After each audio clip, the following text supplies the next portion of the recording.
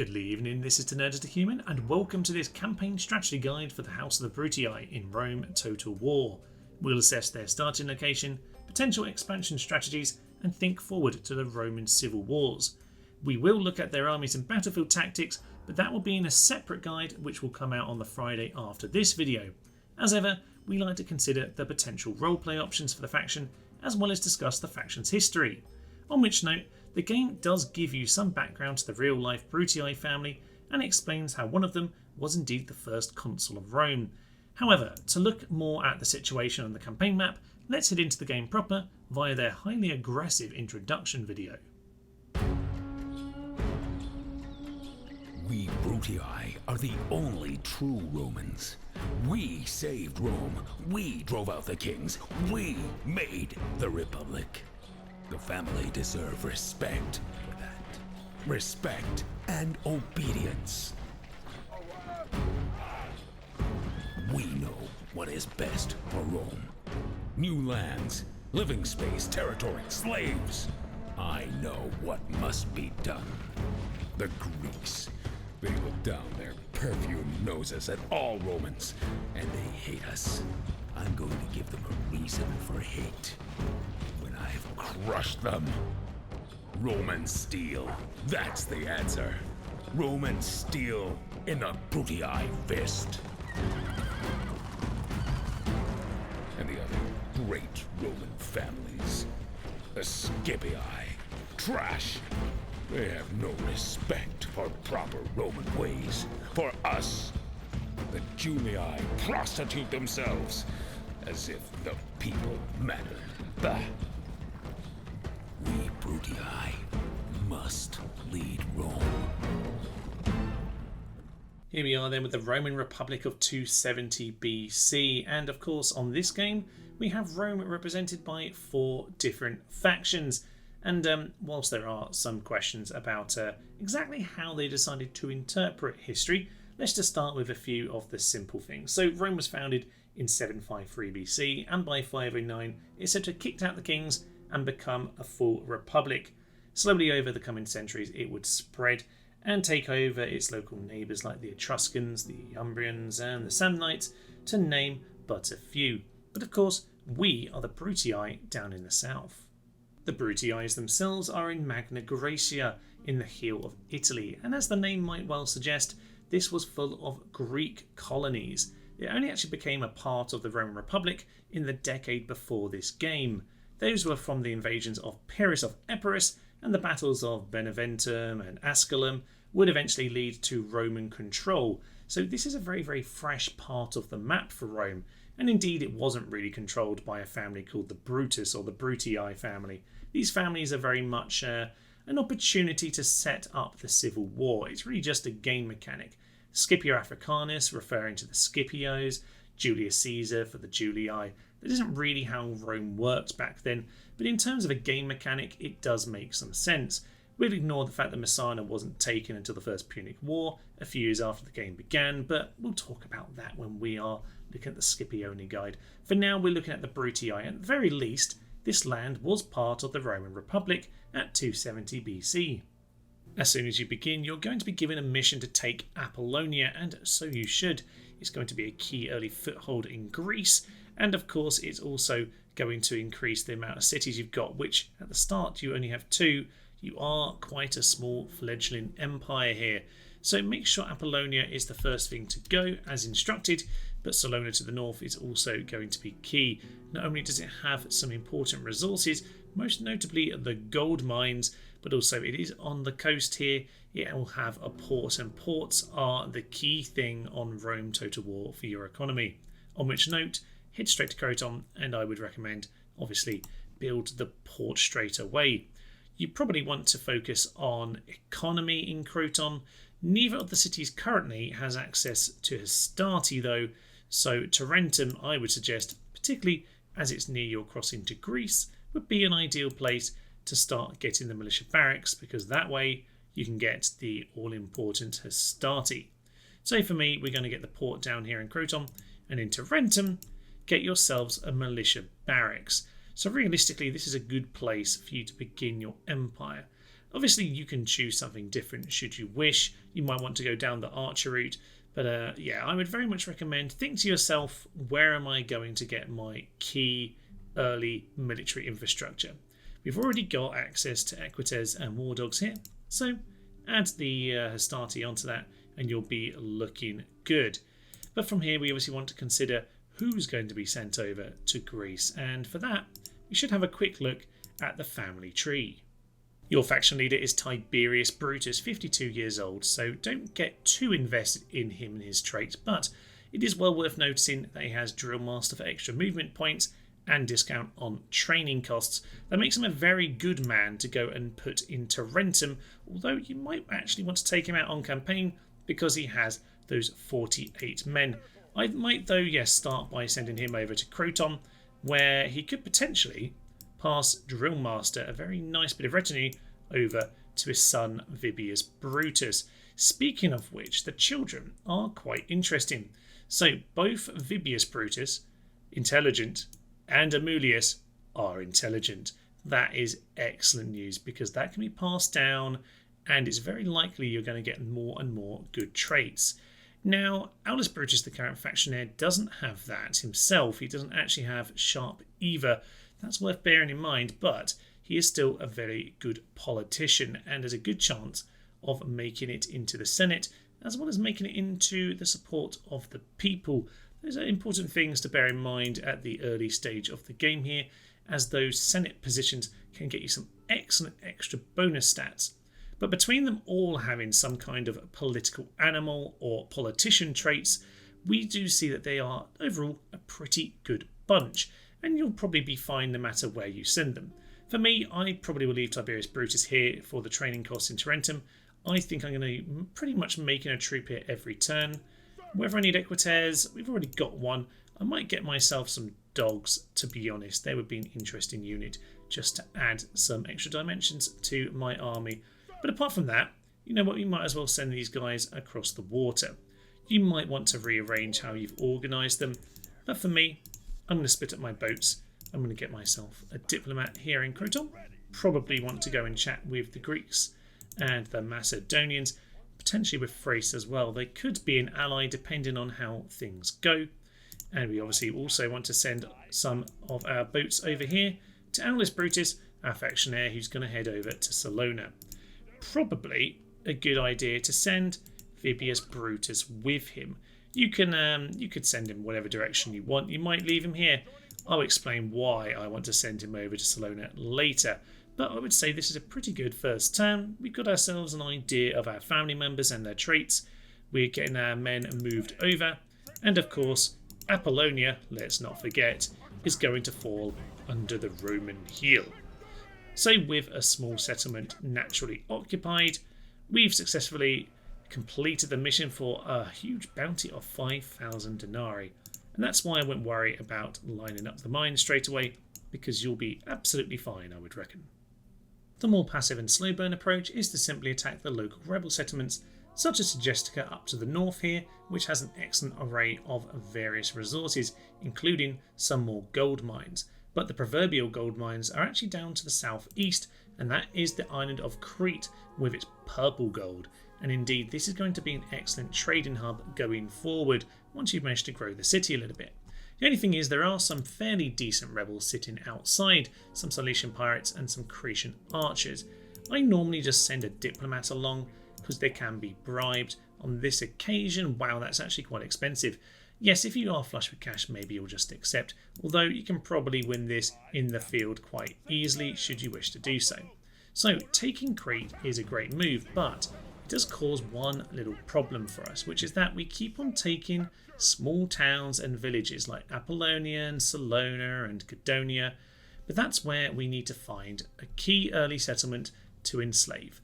In Rome Total War, you always need to be getting your population up to get the best infrastructure, and we've got too many of these towns which are way too small. Luckily for us, Athens lies to the north, and Athens is kind of perfect. It's rebel, so if we're going for this passive slow burn approach, we're not going to be waging war, but Athens is a great one. It's already a minor city. It's got plenty of population to disperse, so I've sent generals out of a couple cities Suggestica actually almost grown into a large town already.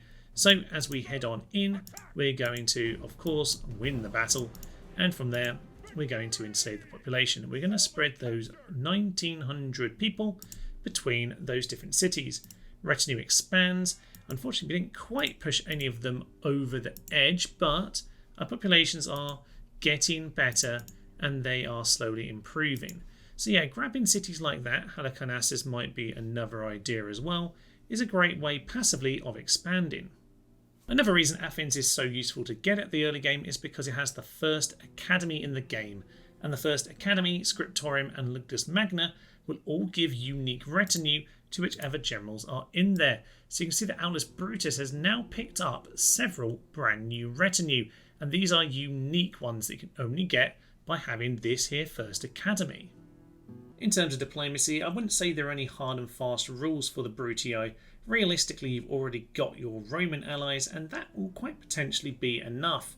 But you might want to play some politics around, and if you are attacking Macedonia, Thrace are not a bad short to medium term option, although bear in mind there's a good chance you'll want their land in time, and do you want to be seen as a backstabber? It's Rome, diplomacy is basically a moot point, but it might give you a little bit less to worry about if you ally with them.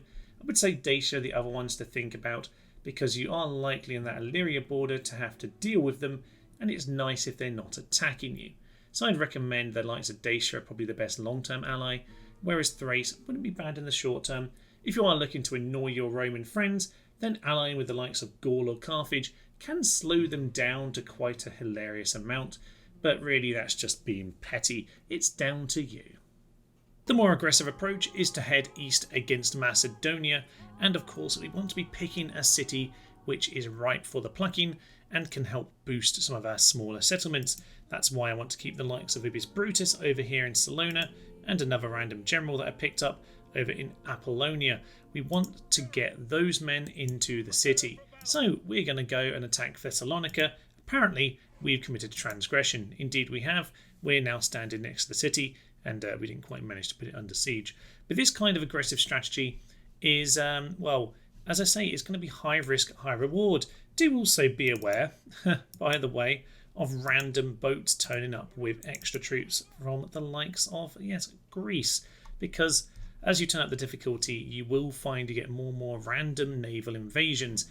Generally what they're doing is they're trying to reinforce Syracuse, but they will take Croton if you leave it too vulnerable.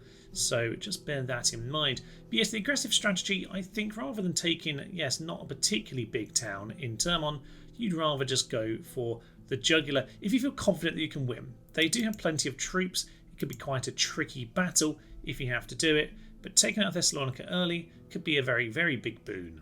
Of course, the natural downside of doing this particular plan is that as soon as you go on the aggressive offensive like this, well, plenty of armies are going to start popping up.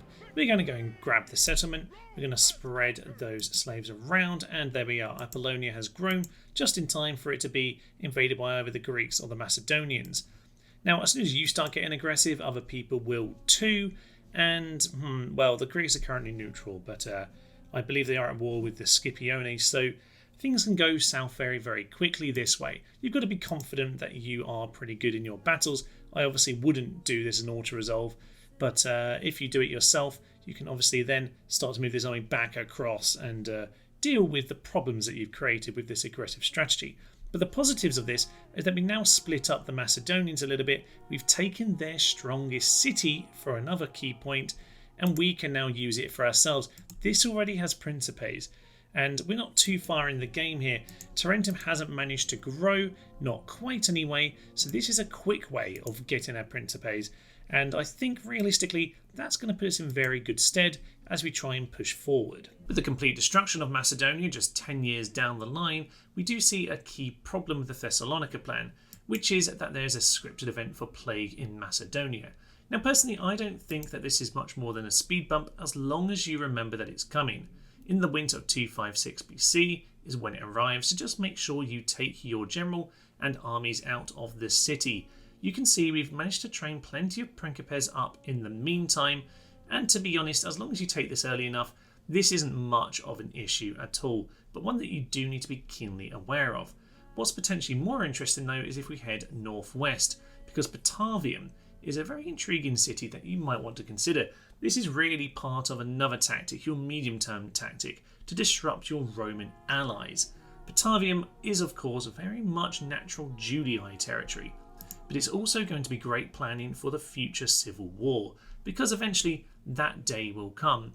Now in the south of Italy you have your two original cities next to Capua, so really against the Scipioni you already have a pretty good opportunity. You could of course take Syracuse or Ladabeum as well if you want to just further that power base in the south. However, up north, taking Batavium is great. It's an absolute choke position for them to come and attack some of your more eastern territories, and it's also a great settlement for a few other reasons. Not only is Batavium one of the most strategic spots on the map, it also has one of the highest growth rates of any city in the entire game.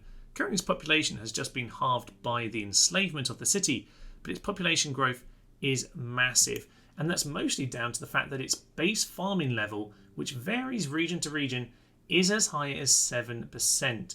Back in my capital it's around 4.5%.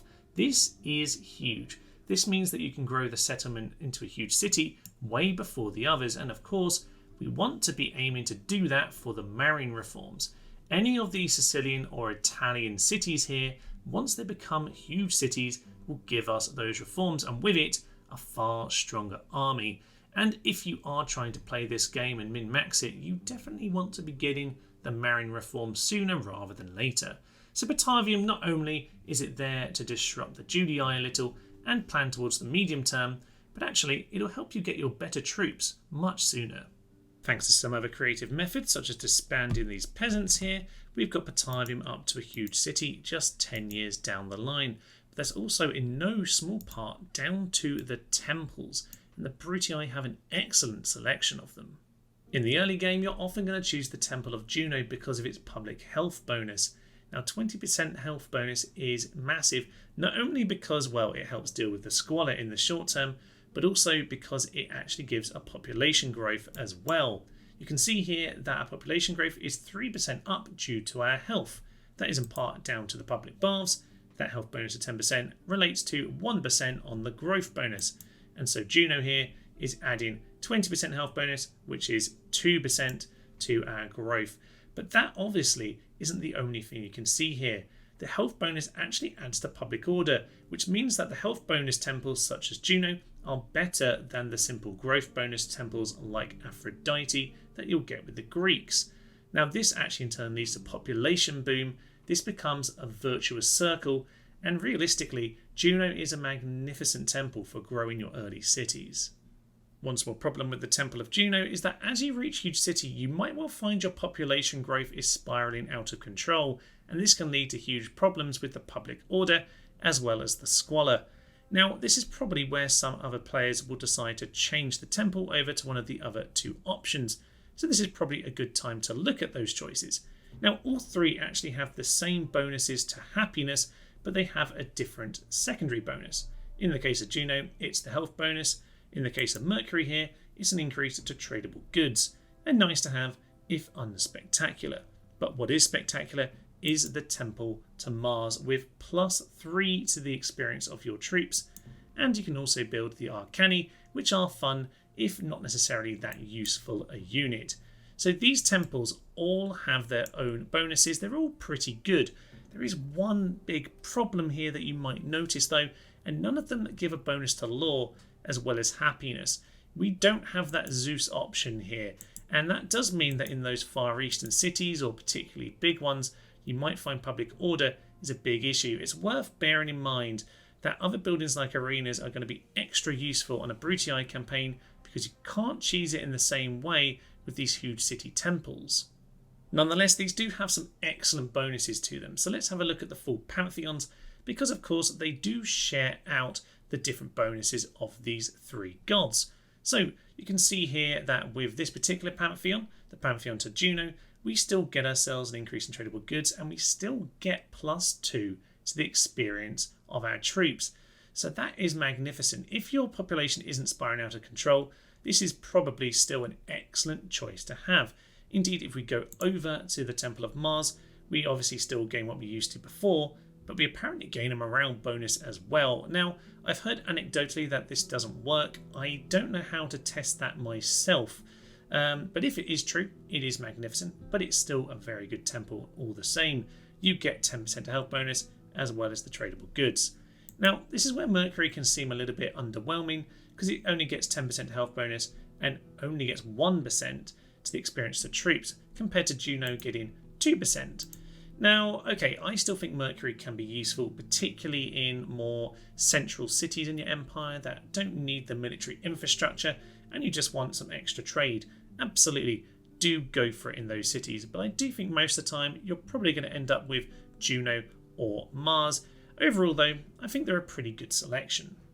Beyond the temples, Rome has an impressive array of buildings and a few which no one else can access at all, those being the highways, the highest level of road, extra movement speed and the extra money is always nice, but also the city plumbing.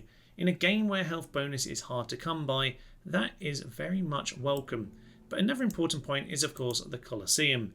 Now technically you'll get more of a bonus through the last of the execution square tree. However, you're going to be better off with the Colosseum, of course, because from this you get the games. So daily games and races as well from the Hippodrome mean that Rome have so much of a better handle when it comes to public order, and particularly as the Brutii, as you don't have temples which include law and happiness, you're going to want to activate this. It can be expensive, of course, but sometimes it's going to be worth it. Usually this is the part of the video where I tell you all about how this faction got on in real history. But of course that's kind of hard to say with the Brutii because what even are the Brutii? It's kind of hard to say. For example, when we looked at Armenia, I could easily tell you that Tigranes the Great would spread Armenia all the way to the Mediterranean before the Romans beat them back and made them a client kingdom. Simple enough, but the Brutii are a little bit more confusing. The Brutii are of course part of the Roman Republic and, spoiler alert, Rome would very much win Rome total war. But that aside, what are we really looking at? Well, we've got ourselves 3 different families, 3 different factions. I kind of see this as the setup for the Civil War. So we have Julius Caesar, the Julii in the Triumvirate. We have Scipio Africanus. Let's call that Pompey the Great in the Triumvirate for the Scipiones. And that leaves us the Brutii, Brutus, et Brutus. We are then Crassus in the Triumvirate, I suppose, which means we are destined to go and die out at Carrhae here to the Persians. Fine, we can get on with that, but it's kind of hard to represent the map in the way I usually would at this point of the guide. Nonetheless, we know that the Roman Empire would eventually take hold and continue to grow and live on for many centuries longer. So in many ways it's been a great victory, although if we're Crassus, we're very much the loser of history. If you are thinking of attempting a challenge run, then do consider playing without the marine reforms. A quick edit of the game files, as shown in my guide linked above, will drastically weaken the Romans' military advantages, and for the Brutii headed east, this is particularly tricky. Finally, we come on to roleplay, which can be a little bit tricky when you don't really know what the faction's supposed to be, but what we do know is that they are Roman. So here's my suggestion. You head on and do all of the conquering that you wish, but you can only do it once the Romans themselves had taken that settlement in history. So 229 BC is our date for Apollonia, where we are, by the way, bringing an urban cohort to this tiny little town here. But there we are, the overkill, well, 70 kills, not too bad. Well done, the peasants of Epirus. And with that, of course, having occupied the city, we can move on to the likes of Larissa, get that on side by 196, and eventually move on to the Sanctuary at Termon and sack that in 189 BC. But of course, if you do have your own suggestions for roleplay, do comment them down below. Thank you for joining me today on this campaign strategy guide for the Brutii. Of course, there are many other approaches you can take to this campaign, so do feel free to comment your favourite strategy, roleplay suggestion, or a challenge run down below for the other players to enjoy. A quick reminder that there will be a battlefield tactics guide accompanying this video a week after this releases, so do look out for that. And finally, thanks to all my channel members and patrons for supporting the increase in content on the channel. If you do want to support the channel yourself, then you can follow the links in the description below. We are on the verge of 5,000 subscribers, so I'm open to suggestions for a special video to mark that occasion. For now, though, I will leave you. I am Thomas, this is To Nerds to Human, and this has been a campaign strategy guide for the Roman Brutii in Rome Total War. Thank you, friends, and bye-bye. They're all queuing up to fight them. These are truly the British rebels right here. War cry and charge at the dogs of... Oh, they're routing again. What are you doing, my silly trumpet? They're actually taking on my reinforcements. Welcome to the Rebel Experience, ladies and gents.